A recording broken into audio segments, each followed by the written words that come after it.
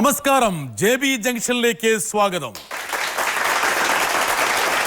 മട്ടാഞ്ചേരിയുടെ സംഗീത പാരമ്പര്യത്തിലൂടെ പിച്ചവെച്ച് ഒരുപാട് ജീവിത പരീക്ഷണങ്ങളെ അതിജീവിച്ച യുവഗായകൻ അഫ്സലാണ് നമ്മുടെ അതിഥി. അഫ്സലിനെ നമുക്ക് JB ജംഗ്ഷനിലേക്ക് സ്വാഗതം ചെയ്യാം.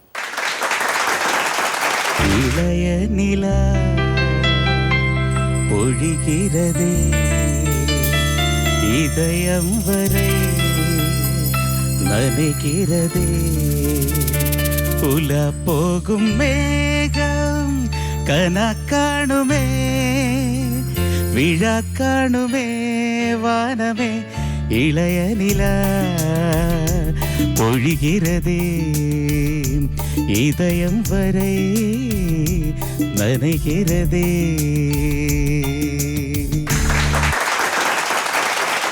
അഫ്സലെ, യെസ്, ഞാൻ എന്താ അഫ്സലിനോട് ചോദിക്കണ്ട? അഫ്സലിന്റെ ഇരിപ്പ് കാണുമ്പോൾ എനിക്ക് തന്നെ ഒരു വല്ലാത്തൊരു വിഷമം. എന്താണ്, ഇത്ര പാവമാണോ അഫ്സൽ?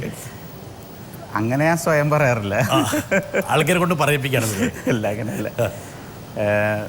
ശരിക്കും പറഞ്ഞാൽ JB ജംഗ്ഷനിൽ വരുന്നു പറഞ്ഞപ്പോൾ ഒരു പേടിയായിരുന്നു എനിക്ക്. ശരിക്കും പറഞ്ഞാൽ പേടിയെന്ന് പറഞ്ഞു കഴിഞ്ഞാൽ ആദ്യകാലങ്ങളിലുള്ള എപ്പിസോഡ്സൊക്കെ കണ്ടപ്പോൾ അതിൻ്റെ ഒരു എന്താ പറയുക, അതൊരു വല്ലാത്തൊരു അനുഭവം തന്നെയായിരുന്നു അത് കണ്ടപ്പോൾ. പിന്നെ അത് കണ്ടപ്പോൾ ലാസ്റ്റ് ഒക്കെ കണ്ടപ്പോൾ നമ്മുടെ സുഹൃത്തുക്കളൊക്കെ വരുന്നു എന്ന് പറഞ്ഞപ്പോൾ കുറച്ചും കൂടി റിലാക്സ്ഡ് ആയി ശരിക്കും പറഞ്ഞു കഴിഞ്ഞാൽ. എനിക്ക് അഫ്സലിനെ കാണുമ്പോൾ എനിക്ക് ഒരു ചോദ്യം പോലും ചോദിക്കാൻ പറ്റാത്ത അവസ്ഥയായി. അയ്യോ, അങ്ങനെയൊന്നും വേണ്ട. ചോദ്യമൊക്കെ എന്തോ ഒരു രൂപക്കൂട്ടിലേക്ക് കയറ്റിയിരുത്താൻ പറ്റുന്ന രീതിയിലുള്ള ഒരു നിഷ്കളങ്ക. ശരിയല്ലേ ഞാൻ പറഞ്ഞത്? ഇത്രയും പാവമാണ് അഫ്സൽ നിങ്ങൾ വിചാരിച്ചിരുന്നോ?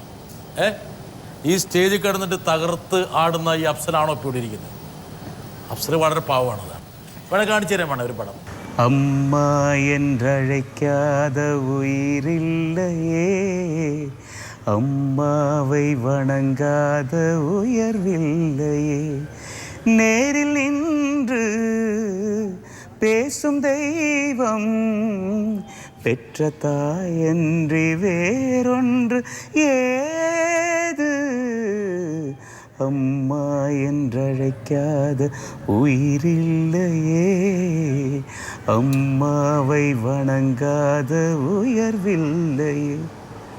ഇതാണ് എൻ്റെ ഉമ്മച്ചി. നമ്മുടെ 10 മക്കളെ പ്രസവിച്ച ഉമ്മയാണ്. അതിൽ 10ാമത്തെ പുത്രനാണ് ഞാൻ. എന്താ പറയുക, ഒരു പിടി നല്ല കലാകാരന്മാരെ സമ്മാനിച്ച ഒരു ഉമ്മയാണ് ഇരിക്കുന്നത്. അഫ്സലെ, ഒരു പക്ഷേ അഫ്സലുമായിട്ടുള്ള അഭിമുഖത്തിൻ്റെ ഏറ്റവും പ്രധാനപ്പെട്ട പിച്ച് ഇത് തന്നെയാണ്.